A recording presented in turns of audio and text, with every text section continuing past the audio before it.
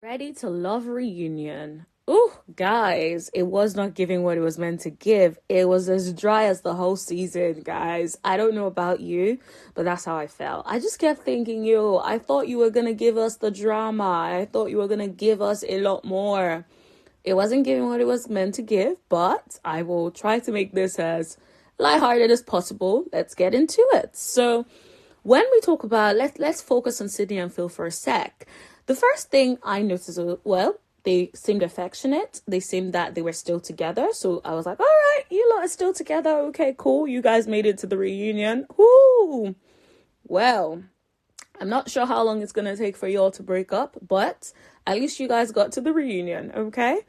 Now, the one thing that really got me, I have to say, is I noticed that Sydney in particular looked uncomfortable. Well, Sydney and Phil, actually, they both looked uncomfortable about the idea of getting engaged. And then Sydney was like, oh, why do people keep asking me that? Why do people keep asking me about getting engaged or something along those lines? And I'm just like, well, it's a question most people ask when they feel like you're in a committed and serious relationship, sis. But even if no one asked her, I think she just felt like bringing that up. Even the host mentioned, why is it that you guys looked uncomfortable when I brought that up? And they sort of tried to clean that up a little bit. I'm not convinced, but if they like it, I love it. Okay. Now, one thing Sydney said that really, really emphasize what I had already thought from day one was that Sydney basically said, well, I just noticed that, Phil wasn't really coming to talk to me like the way the other guys were. Immediately, right, I thought competition. In her head, she was thinking, all these guys are fawning over me. Why is Phil not fawning over me? Why is Phil not giving me the time of the day, but the other men are trying to get to know me? And then a competitive side kicked in and she's like, yeah, the one that doesn't seem like he wants me is the one I want. I think that's what happened. Also, it's interesting to see how Sydney's dad was very, very calm, while, her mother was more of the talkative type, which is who she is. So it seemed like the mother has more personality and the guy's a little bit more laid back. So I think perhaps she wants a man like her dad. So fair enough. All right, we move. Now let's get into the mess that is called Camille and Cornelius. Guys, when I say the whole time I kept thinking, oh my God, accountability. Where is the accountability, Camille? Why are you such an enabler, Cornelius? What's really good, sir? Where is the energy to correct your spouse? Now, if you don't want to correct your spouse on national television, that is fine, but you do not have to support their mess in public. Now, I have a bone to pick with the host, in my opinion, right? Camellia. I might as well call her Camellia. Camille and Cornelius, right? The host should have gone in on them, in my opinion, right?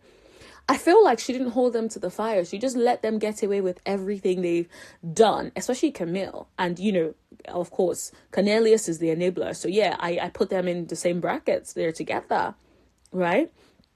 But at this point, they should have just given the position to Aisha, because Aisha was the host as far as I was concerned. Aisha was the one saying, holding Camille to the fire, saying, no, you said that. That's what you said. You were mean during the show. You were this. I was like, yes, host Aisha, Miss Tanika May, perhaps you need a replacement, Aisha. I just kept thinking, girl, no. You should have asked follow-up questions. And when Camille was referred to as aggressive, right? And she was like, we've talked about that word. Yes, we've talked about that word. However, your actions are showing aggression, my love. Your actions show that you're aggressive. So it's what's really good, sis? Are you saying that if you're showing actions that are aggressive, I shouldn't call you aggressive? Or I shouldn't refer to your actions as aggressive if they were aggressive? That doesn't make any sense.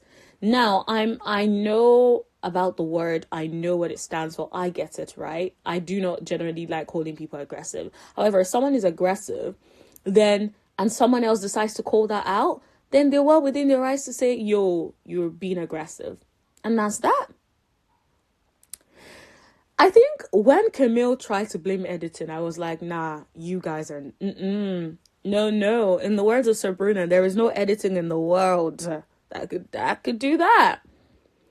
And no, that's the truth though. Like, people are not going to edit what you did not do. The fact that she said there was a voice over where she said that I'll F you up. What? Can you believe that? And my question is this: do you feel like Camille forgets her lies? Or do you feel like she actually just forgot it? Do you do you think she completely forgot her lies? Or do you think she intentionally was saying that to gaslight people? I don't understand. I actually don't understand. She should have just said, I said what I said, in the words of Miss Nene Leakes. I said what I said, right? Not lie about what you said. It just doesn't make any sense. And I think for me, what was so sad was it looked like a hostage situation between Cornelius and Camille, right? It looks like she was the person with the masculine energy and he was the one with the feminine energy. And it was just like, she was like coaching him as to what to say. I was like, what in the world? Courtney, save Cornelius. I had to say Cornelius because Cornelius ain't Cornelius. He's Cornelius at this point. Is Camille leading him where he should go? And he's like, yeah, sure. Whatever you want, mommy. I just didn't get it. I really didn't. The whole time. I guess that's the thing. Camille can never learn how to fix her face. She does not know how to hide her emotions, and it's the ugliest facial expressions for me. It's like, certain facial expressions ain't even needed, sis. Like, oof, ooh. Like, nah, this is coming from someone who, I know you guys can't see me, but guess what? I have expressions for days, honey. But no, I do not do all that expressions when there is no need for it, sis. At this point, yeah, I don't even know if you're faking it, but no, sis, no. And it was the fact that Cornelius kept trying to be like, oh, fix your face. They're going to come for you. Smile, smile. He was almost trying to pet her into keeping up appearances and don't lose your ish, basically. And I think for me, what I felt like was a representation of their relationship was when Camille literally said to Cornelius, are you going to address her? I said, what? Wait, back up. It was like Camille was saying to Cornelius, you're going to address my opposition. Like, girl, speak for yourself. Like, you guys came separately. Granted, you're in whatever it is you guys are in. But, nah, speak up, bro. Speak up. Speak up for yourself. You ain't got to be defending Camille. Auntie Camille at this point. It's like, are you going to call her Lord next? Like, what is going on? It was just giving, It was giving crazy control. It was giving, I will kill you in the night if you don't do what I tell you to do. Like, Camille, no. When she said she was doing therapy, I'm like, sis, I think you need more intense therapy because I'm not really sure it's working yet. You need to go a few more times, sis. Like, you need to go. No, sis. Take it from someone that's been to therapy, honey. You need a little bit more, honey. More intense therapy. Intentional work, honey. Because it ain't working. Now let's shift gears a little bit to Courtney. And I think for me, when Courtney said something about going after men, I was like, sis, you don't, Now, am I saying don't put yourself in positions where you can be seen by men? Absolutely not. Go for it, right? However, the way she came across with the masculine energy, I will pursue a man. I will, even in the way in which she was coming on to, Cornelius. That's what I'm going to call him throughout this. The way she was coming on to Cornelius was so proper aggressive. It was proper, it's the way in which a man will, ideally pursue a woman. And I was just a bit like, girl, you doing too much. In the words of Little Black Book 91, I think he was saying to her that, you need to let a man pursue you. You can't be going after all these men. And that's the truth. She needs to balance it out a little bit. Let Miss Shiloh teach you a little bit about femininity. Or shall I say Sydney? Sydney is good at that too. She can teach her a little bit about femininity. She needs a little few lessons here and there. But I do like Courtney. Okay, let's move on now. Did you see when Sabrina spoke up to Zadia? Ooh, that got me. I was like, yes, Sabrina. One thing about Sabrina is Sabrina will speak her mind, and I'm here for it. Totally. Like the way she was like, you mean and nasty. I was like, yes, get her, Sabrina, get her. Do you know what? When I kept watching the season of this season, right? I kept watching Zadia, and I just felt like she just had mean vibes. Now, I'll be the first to tell you, I went on her Instagram, and she does have really good fitness workouts, right? So I saved a few for me to do later. But she still gives mean vibes. Like, she just gives, I'm the best in the room, you know, I would treat you however I treat you because I'm a pretty girl, blah, blah, blah. Well, girl, first of all, fix your foundation. That foundation is a bit too light for you, my love. I'm not sure who did your makeup this season. Plus, I'm not sure who did your makeup for the reunion. No, that person says that foundation ain't matching, honey. Is giving too yellow or too orange. No, it wasn't working. And, you know, whilst we're on the subject of foundation, can we talk about the makeup of most of the people, if not all of them? Not all of them, actually. Sabrina looked decent. But most of their makeup, first of all, Zadia's makeup wasn't given. Sean's powder was off. Like, he looked red around the eyebrows, and then the rest was, ashy looking. It wasn't good. Corey's makeup, the ladies' makeup, like generally most of them just looked orange, or it wasn't giving the right undertones for their skin. So I have a bone to pick with whoever the makeup artist is. Like, honey, did you run out of foundation? What's good? Do you need me to get you some supplies, honey? But yeah, and also I did not like Zadia's makeup at all. I did not like the shadow with the lipstick. I was like, heck to the no. You need a refund, okay? And also the fashion. Oh my God, Camillus, I did not feel what you were wearing, honey. No, it was not given. I know you thought it was given, but it wasn't. Yeah, the fashion, the makeup, it just wasn't it for me. It just wasn't it. What did you guys think of the outfits? Did you guys think it was a mess the way I thought it was a mess? What did you think about the makeup, guys? It can't be just me that was saying orange the whole time. It can't be just me. But back to Sabrina. Sabrina and Aisha, they were the stars of this reunion because they did not let these women, like Camille, Zadia, get away with all the things that they were doing on the season. It just wasn't right. And did you see where they talked about the brown girl squad, blah, blah, blah? The way Zadia explained the brown girl squad, right? It sounded like, oh, you know, we were taking a picture and we're like, oh, melanin popping. So it wasn't that deep. However, it then became something that was deep. However, Sabrina called BS in that. So, you know, from what I see, Sabrina is pretty open and honest. So I will go with what Sabrina says, okay? All right, let's move on to Mumin and Frank. Because this one really got me. I can't lie to y'all. From day one, I said Mumin's man was not on this season. The closest match she could have had was Walter, and that was it, right? Mumin's man was not on this season, and I wish like she had known that and she had self-eliminated and just been like, girl, I deserve better, I'm out. But no, my good sis, my melanated queen, she did not. Bless her. She really didn't. And when she ended up with Frank, I was just like, girl, that man don't want you. He wanted Sydney. He was only putting up with you because he wanted to be at the reunion. And also, he wanted to be in the final and then wanted to be a reunion. I do have a question, though. Do they pay them extra for being in the final episode or something? Because it just didn't make any sense. Like, honey, you know you weren't feeling mean like that. You knew that from day one, but you didn't want to go home, so you kept it going. And now you look like the horrible person that you are. Okay? So for me, I was like, okay. The way he was, so when he was asked about the relationship, right? When they both were asked about the relationship, and Mumin said, nothing has happened. Nothing has happened. I was like, oh, girl. Oh, wow. Oh, okay.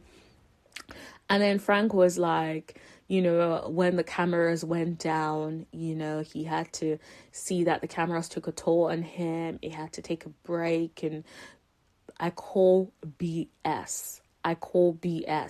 Right? Do you know what I think happened, right? You were like, okay, we're at the finals now. I made it to the final.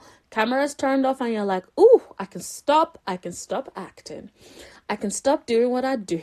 Let me now live my life. I've gotten the exposure that I need. I'm done now. You did not think about Mumin's feelings. You were like, ooh, I'm going to take her for a ride. And then you ghosted. I feel like Mumin girl, Mumin handled it quite well, I have to say.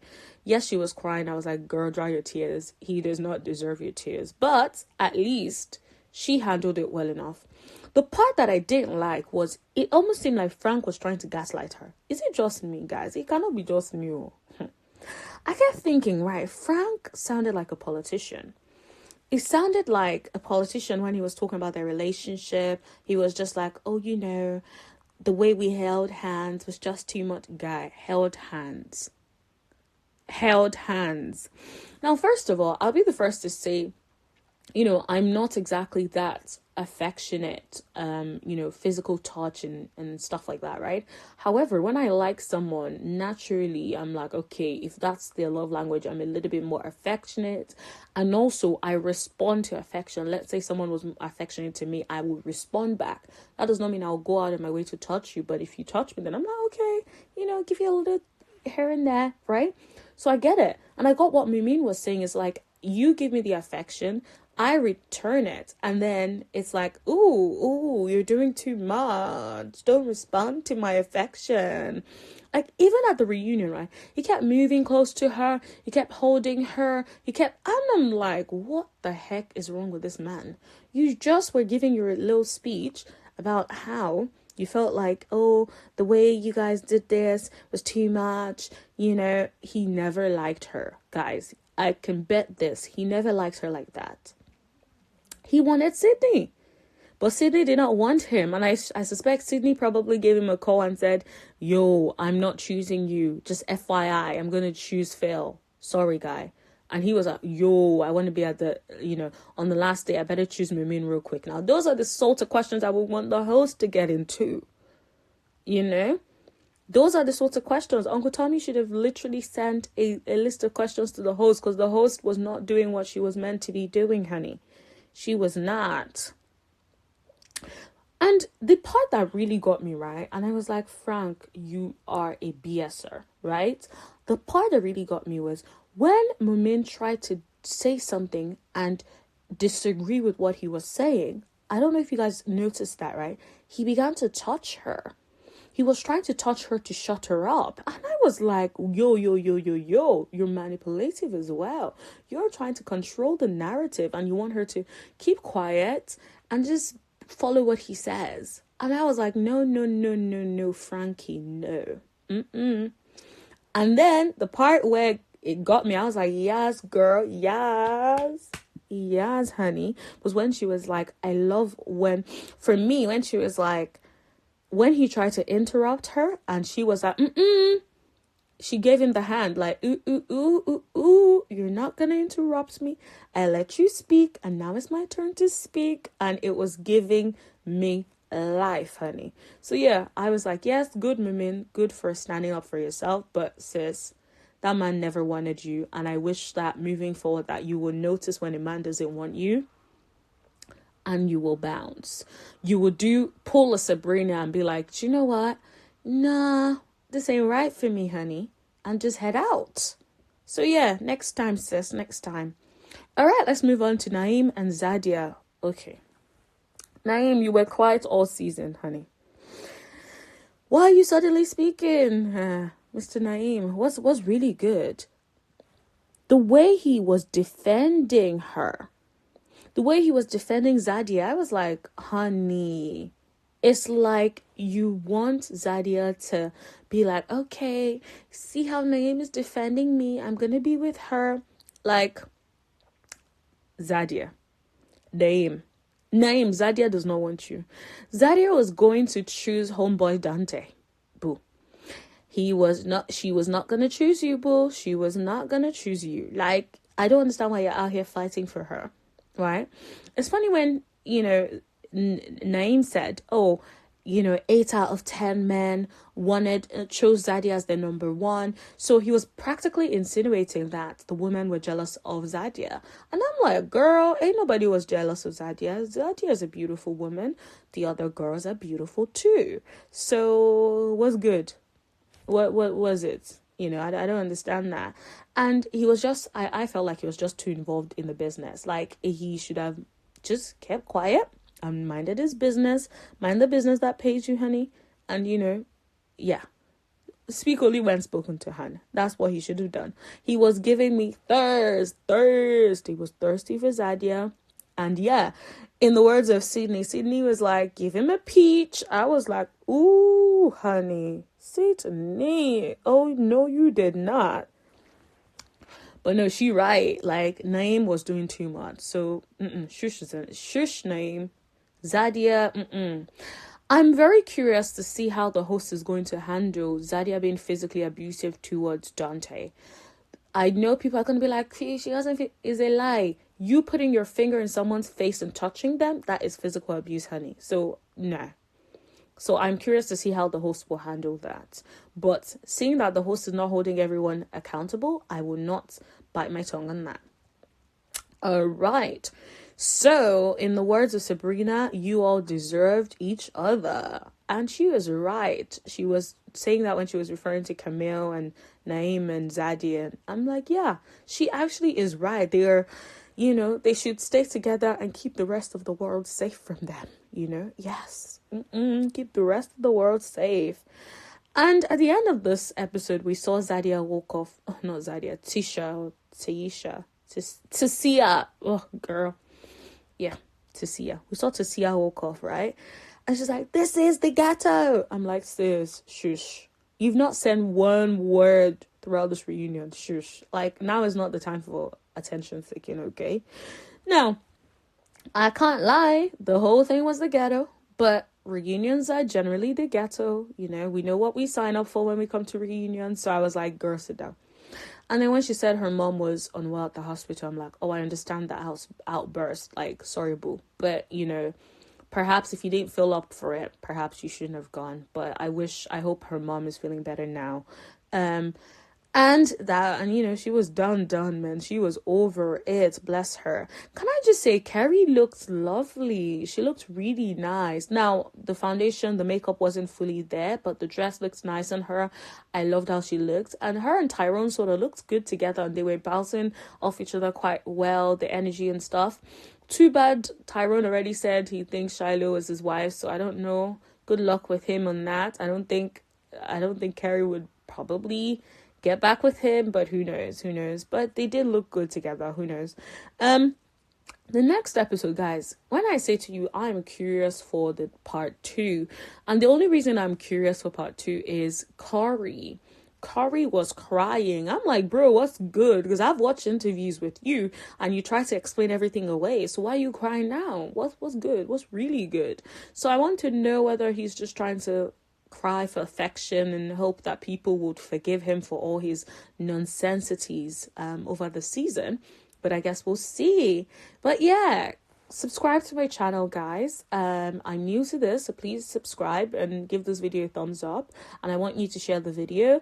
And yeah, come back next week for the part 2, guys. I'm excited, guys. Support your galo. I literally probably only have 1 subscriber at this point. So guys, please subscribe. All right, guys. Bye.